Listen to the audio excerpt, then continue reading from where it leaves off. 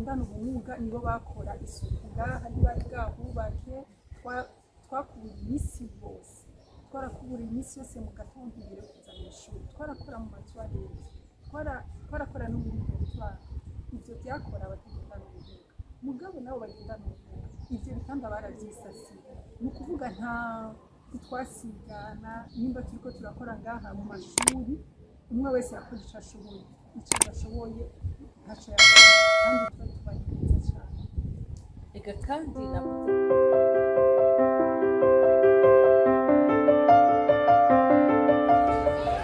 bakunzi ba Axia Vibes TV iteka ryawe iteka ryanje iteka ryacu ukwemera kuvyara ubuzima ndabaramukije mwese aho muherereye nkaba ndahaye ikaze muri kino kiganiro tukaba dufise abatumire b'iteka imbere ya byose jewe nsanzwe ndi Chancel mu kusaka ivi kuri Axia hamanagira mpakanya abashitsi bacu kugira ngo batwidondore karibu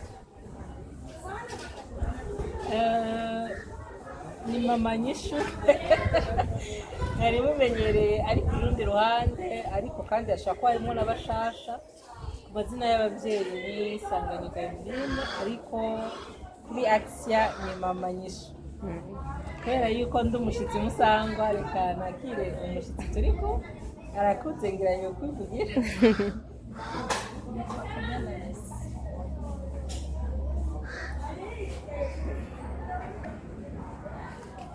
ndabahaye ikaze cyane muri kino kiganiro tugirane ube umwanya mwiza tubere umwanya w'iteka tubigire byinshi nizere ko tuza kubigira ko byinshi rero nagomba kubabaza byagenze gute kugira ngo mwisange muri kino kigo kandi tubona mutagendana ubumuga mu buryo bugaragara dushobora kubona bw'umubiri reka tubanze tumenyeshe abariko baratukurikirana yuko turi mu kigo Senkizito niho twashimye guhimbaza uyu munsi shimira n'umutumire wacu ko twasanze twabiryoheje mw'ibara ritukura oyangira mwari mwabivuganye oya n'ukuri yavyumvisemo turi mu kigo Senkizito navuze nti ku bakunzi ba Axia Vibes TV ni mama nyishu uyu munsi rero turahimbaje imyaka 2 tumaze turiko turakora nitukira inzoya no mu mategeko ndaga mvuge ngo y'igihugu canke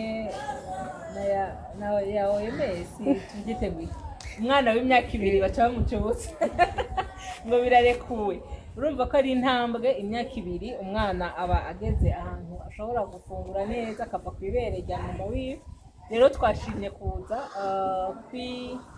kuryoherwana n'abana bo muri Senkizito kubera ni bamwe mu bo twakoranye muri iyi imyaka 2 ntitwari kugenda hose ariko umutima yagombye ko tubana n'abana bangaha rero ngarutse ku kibazo uti mwisanze gute nibaza ngo ndacisha urukwanje acisha urukwiwe kuko nibaza ko twese tutazanywe na kimwe canke na kamwe jewe naje muri Senkizito mu 1995 igihugu cacu nticari kiri mu bihe byoroshe hamwe mu gisagara ca Bujumbura byari bigoye cyane intambara yari yaratanguye muri 1993 hama muri 1994 ndabura umuvyeyi umwe ntibyari byoroshe ntibyari byo binoroheye n'umuvyeyi asigaye kandi aho twaba nuko hariho intambara rero aca ahita sinzi nanjye sinamubagije yagiye ntamubagije ingende yumvise amakuru y'iki kigo mugabo yaciye ahitamwo 2 bakuru atuzana muri kino kigo bandi 3 batoyi aca batwara mu keye rero twaje ni kuri iyo mvo iyo yatumye nza muri Senkizito hari kumvo z'umutekano muke wari uhari kandi kwari kugira ngo mbandanye niga kubera aha twari mu buraro murakoze cyane Lucy nawe woba wisanze ngahanye bigenze gute abakwiyanje shakira nkayo ya Emeline naje ngaha kubera ico gihe nyene nibaza ko twabana muri quartier Emeline twaratanguranye ishuri nubwo twisanze ngaha twese tutabivuganye na jewe abavyeyi bashaka ahantu niga ntekaniwe mu ndaro kubera ibihe bicaye. murakoze cyane.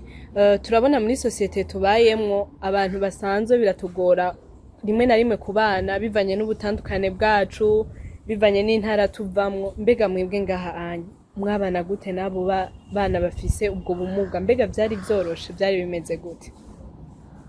Bisimwo tubwira. Vyari vyoroshe, gusa tukiza twaragize ubwoba kuko twari tubonye abana bafise ubumuga butandukanye, ariko tumaze kumenyera twabana neza cane. Emeline, nta ntambanyi zaba hagati y'abo bana kubaraba ukuntu kubera mutameze co kimwe, kubera mudashobora kugira bimwe canke ibibazo ushobora kuba wari wibaza ngira ukibaza ati barya abana kubera iki bameze kurya nanje kubera gike, kubakira ukashobora kubana nabo ugashobora kubaha iteka nabo nyene. Ubwa mbere ho gushika n'ubu ni ikintu ntamenyera. Hari abambagije kare abo turi kumwe mwabonye ko nagendanye na nyishu tutahora tugendana mu vyatsi, ariko numvise ari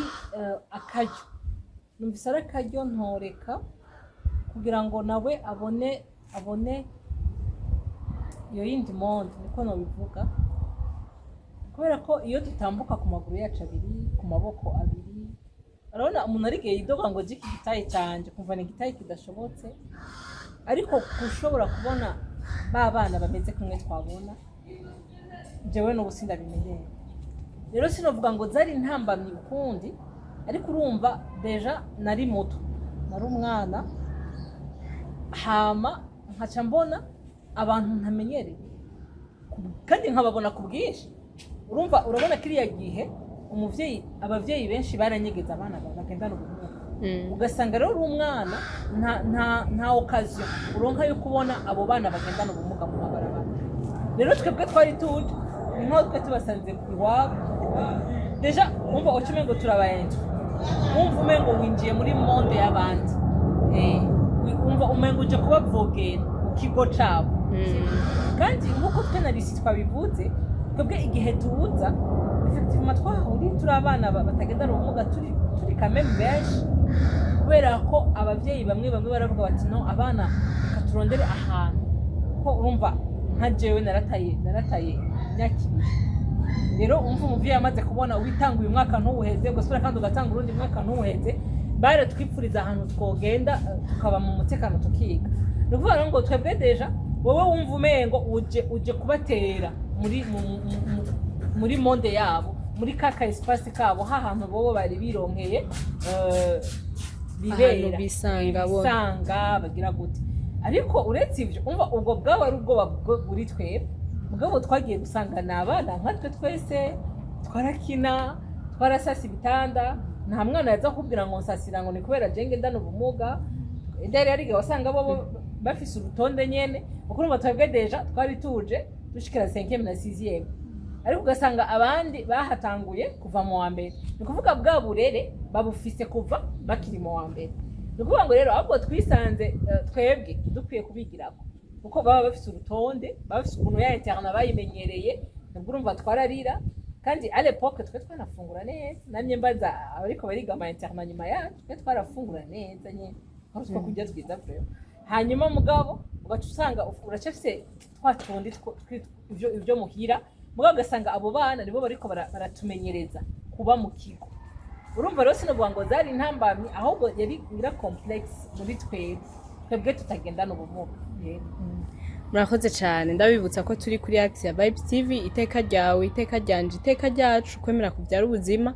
Nkuko Emeline yabivuze uno munsi kuri occasion ya anniversaire yacu twagendeye abantu bo muri Sankizito kugira ngo tubahe iteka, tubereke yuko bafise iryo teka. None Galius, turahura n'abantu bakatwigisha ibintu bivaye n'ingene bifata, bivaye n'ingene babayeho. Mbega aba bana nta kintu woba warabigiyeko?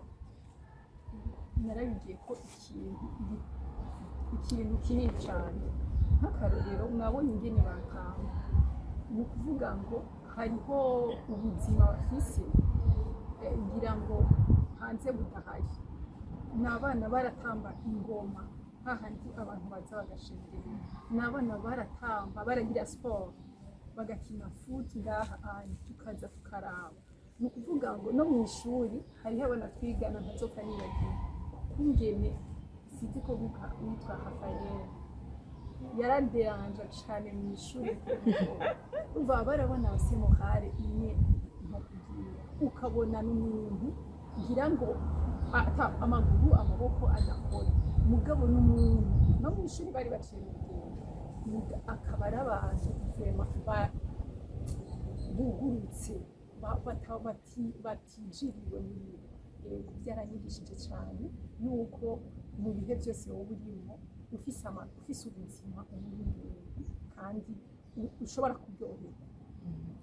Mama Nyishu nawe ndibaza yuko hari ikintu washoboye kubigirako. Narabigiye ko n'ubu ndaciga, nanabibwiye na masi wa kare namubwiye misi yose yonje ngaha ndatsinda. Urabona bajya bana ingene bujutse cyane, donc si ibintu vyo kurondeza, oya baratwengera ubuzima, baranezerewe ubuzima. Donc twebwe turidoga sinteye neza ndirabura afise ikiyobe, ukaza ubona umuntu adafise ukuguru arahagurutse agatambira Imana kandi ukabona ko si vya bindi bariko baramuhata, oya ni baradegaja ubuzima, umva n'ubuzima buri muri bo. Rero misi yose iyo ndababonye numva umengo biransubiza hasi, biransubiza mu kibanza genre mbega wowe urinde kubera iki widoga, kubera iki hari ibintu ukora. Sinzi ko mumaze kubona iyo surtout abakristo hari igihe ubuze iki kintu Imana iragikunda kiracaka, donc kigaca kiba nk'itegeko ukabikora mugabo atari kubw'umutima mwiza, oya nk'itegeko. Genre papa na mama barambwiye yuko ntegerezwa gufungura nugaye umuntu ndawugara mugabo je nashaka kugura. Donc c'est ça, ugasanga twebwe naho tugerageza gutwenga, naho tugerageza kurwana n'ibintu vyo guhata, mugabo aba bana baradegaja ubuzima. Donc ivyo bintu byaranyigishije ico gihe gushika no munsi ingene umuntu adegaja ubuzima. Ni navyo nariko ndabwira uyu hari umuntu tuvuye kuraba hariya kuva ico gihe twari tuhari yararyamye mu gitanda, none umunsi tuko turababwira aracyahari tuvuye kumurabuza, urinjira akakwakira n'umunezero agatwenga. Jewe n'uyu naho sindi ngene twagumye twisanga muri bimwe twese turabo kwa muganga, naciye ndamugira iyumvire rero ijya myaka 30 ans, donc même des années avant twebwe ntazo tuzi exactement ryari yaje ngaha ari mu gitanda, mugabo ari umuntu agishobora gutwenga, ari umuntu akwakirana urweza, ukabona ko akwakiriye akeye, akwakiriye ni ukuvuga ngo aba bana aba bantu bagendana ubumuga ni ukuri je baranyigisha, kubera ko abo presque je duhura nabo sanga bansumvye umunezero wo kuba umunezero w'ubuzima, ngasanga baradegaja muri bo havamwo ubuzima pe, kandi wamengo nibo bari bakwiye kugenda bije kurumva udashobora nk'ubu kugera hajya arafise nk'ikinga mugabo nk'ubunya hajya homeneka ujye musenyi ntumukundira kujamwo, umengo yarafise amarezo menshi yo kwigirirwa, ariko n'abantu usanga ko kujya bavuga ngo bariyakiri usanga nyene n'abantu baguwe neza. Zukuri ndumva yuko abo bantu ari abantu bo kwigira ko ibintu byinshi. Naje nabibonye turi mu nkuka ya misa, uraraba ingene umuntu ni Jenny ha example hari ugenda mu misa ukagira ukumva umengo ntimuhaguruka ufise amaguru yose, ariko ndabona bajya abana ingene bitanga kuja gutamba nkuko babitubwiye ba maso, udafise amaboko agatambisha amaguru, udafise amaguru agatambisha amaboko, bakabaho banezerewe vraiment. Antuka twahakuye umunezero mwinshi cyane. Hari ikindi kibazo nari nifise nagomba kubabaza, mw'ishuri yaba mw'ishuri yaba mu buzima bwo ngaha anye mu bintu bataba bashoboye byagenda gute? Nabonye turi mu misa hari uko kuntu bafashanya, mbege mwebwe mwashaka kwa mwafasha, ntihari igihe mwumva umengo nibindi bintu babazanyemwo, nibindi bintu baje kubaremeka, mbega mwabana gute mw'ivyo bintu badashoboye muko kubafasha mwari mubibayemo gute? Ingene batureze dukora kandi ata bintu byo gusigana, abatagendana ubumuga nibo bakora isuku ngaha ntibari bwahubake. Twakubura iminsi bose, twarakubura iminsi yose mu gatondo mbere yo kuza mu ishuri, twarakora mu matuwarete, twarakora no muri dortoir. Ivyo byakora abatagendana ubumuga. Mugabo nabo bagendana ubumuga, ivyo bitanda baravyisasiye. Ni ukuvuga ntitwasigana, nimba turiko turakora ngaha mu mashuri, umwe wese yakora ico ashoboye, ico adashoboye ntaco yakora, kandi tuba tubanye neza cyane. Ega kandi navuze ko yari isi nshasha kuri twebwe, monde nshasha, yayindi gutuma wiyumvira, naho twari abana, yaragutuma wiyumvira kuri wewe, yaragutuma uca bugufi, mbwa kandi ngira kandi kantu kadufashije, kubera ko twari twamaze kubona intambara, twari twamaze kamwe kubona ibintu bimwe bimwe bitaryoshe, nkanje narinje nabuze umuvyeyi. De toute façon hariho ubundi mutima twari dufite ico gihe, sinzi abaje inyuma yacu, mugabo twebwe deja twari entre la vie et la mort. Urumva yari intambara yadutse mu gihugu, tutazi ngo bizogenda gute, bizohera ryari, hanyuma kumva ko babaye oblige kuza kuba mu kigo kubera yuko muhira bitakunze kuhaba. Urumva wamengo ni refuge, twari turonse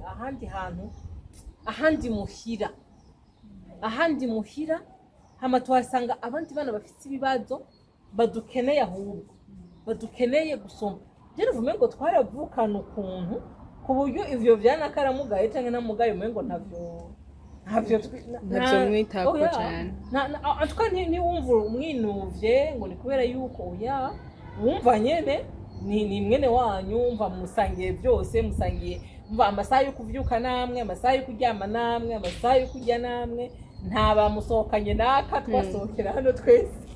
Donc hariho iyindi ambiance ituma tunezererwa kubana n'abo bana. Hama n'ivyo bikorwa aussi ntivyari ikirenga, kuko ntibadutuma kusenya canke kuvoma. Waramenye yuko ni impuzu, ahubwo hariho n'indi politique, abakuru mwategeza kuba responsable y'abatoyi, non seulement abagira bagendana ubumuga, oya n'abagira batoyi batagendana ubumuga mwategeza kuba responsable.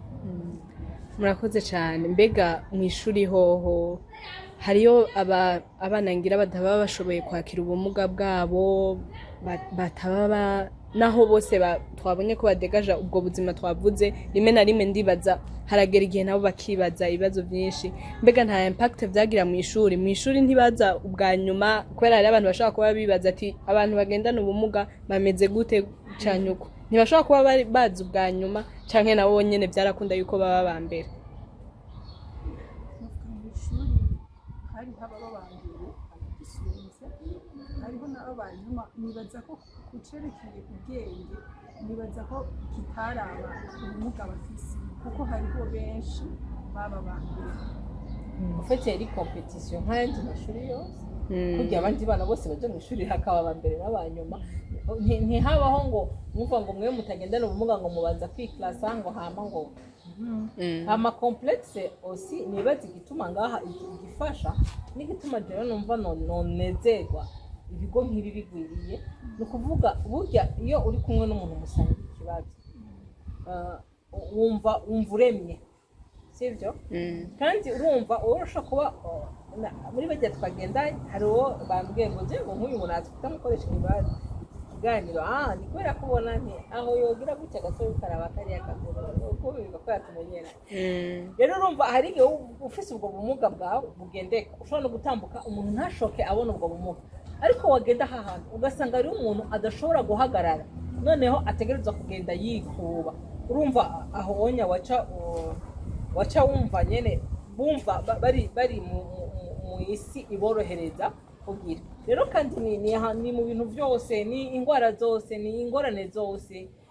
Uramaze kubona uri umukobwa waratevye kurongorwa, ugahura n'undi mukobwa yatevye, iyo muganira muramacinga uba wumva uyu ntaza kuntwenga, nta yehoni yagize, kandi ivyo ngwana navyo nawe agwana navyo, ukumva aragutahura.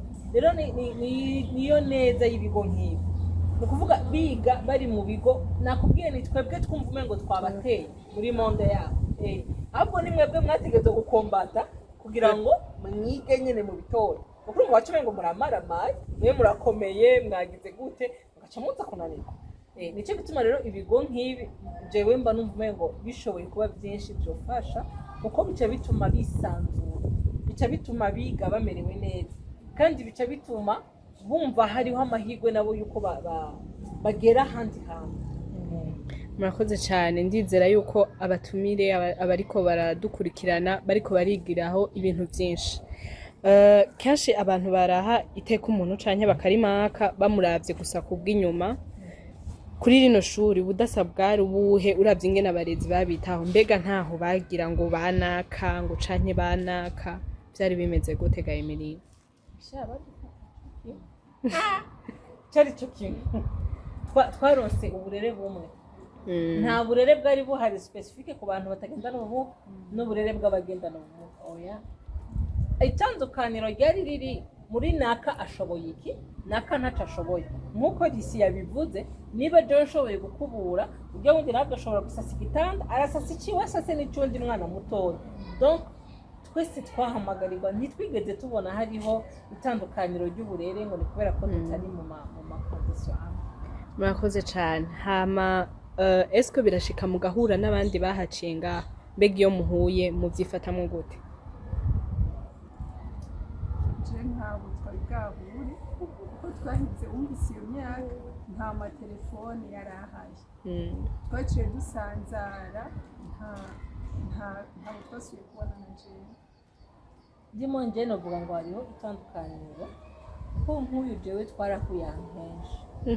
Donc novuga ntahubwo twebwe abatagendana ubumuga twarahura gusumba babandi bagendana ubumuga, niko nibwira, kubera ko nk'abo twari kumwe kiriya gihe hariho abana batashoboye kubandanya amashuri kubera deja umva igihugu cari mu ntambara, hama ugasanga nta bigo byo kubakira, hama ugasanga jewe ndagenda muri lise runaka paswe amakondisiyo yarabinyemerera, ubundi akagenda muri lise muri college, umwe agasanga après tronc batworiyanse ahantu hamwe.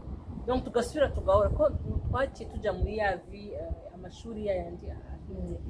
Rero jewe nibwira ngo plutôt abatagendana ubumuga nka jewe twarahuye na benshi, kubera ko n'ubu hariho abo tukiri en contact. Par contre abagendana ubumuga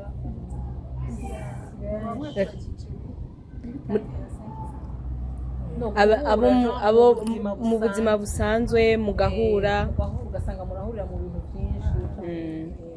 Mugabo turahura jewe turahura hahuma, mugabo turahura, hanyuma iyo duhuye ni ya nostalgie y'irya myaka. Je nibwira ngo naho igihugu cari mu ntambara, je murambona umwe ngo twebwe twari dufise ubundi bucuti busumba uburiko buraba mu mageneration y'ubu. Rero iyo muhuye nyene wumva uhuye na usubira muri ya myaka, muri bwa buzima. Abagendana ubumuga je duhura si benshi, mugano bafise amakuru nkaya batatu bane, ariko ubundi si benshi. Abandi barahari ko je nibaza ko mfise nk'amakuru y'abashika nk'umunani. Urumva nibwira ngo à certain moment kwa kuba tumeze bitandukanye, ntitwaronse amachance yo kuguma. Donc ivyo bigo biguma bigenda, kuko urumva uko mwe muguma mugenda, wa wundi nawe agendana ubumuga quand même quelque part ari limite.